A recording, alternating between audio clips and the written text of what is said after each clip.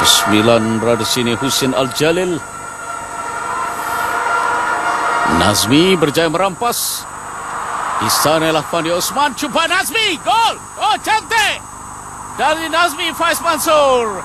Satu tendangan menarik. Gol pertama Nazmi untuk pasukan negara. Pemain berusia 17 tahun melakukan jaringan cantik dari luar kotak penalti.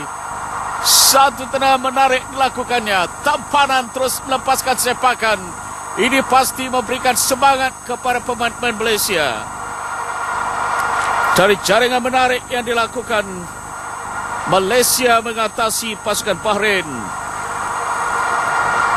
Nazmi Faiz Mansur, perhatikan di sini, dia berjaya mencuri bola itu dari kawalan yang dilakukan oleh Mahdi Habib dan kemudian melepaskan sepakan kencang. Gagal diselamatkan di situ oleh Ashraf Wahid. Perhatikan di sini bagaimana gerak yang dilakukannya. Sudah 2 atau 3 kali dia melakukan asakan dari luar kotak penalti dan akhirnya berjaya menggegarkan jaring di belakang penjaga gol pasukan Bahrain, Ashraf Wahid. Jadi dari Nazmi Faiz Mansur.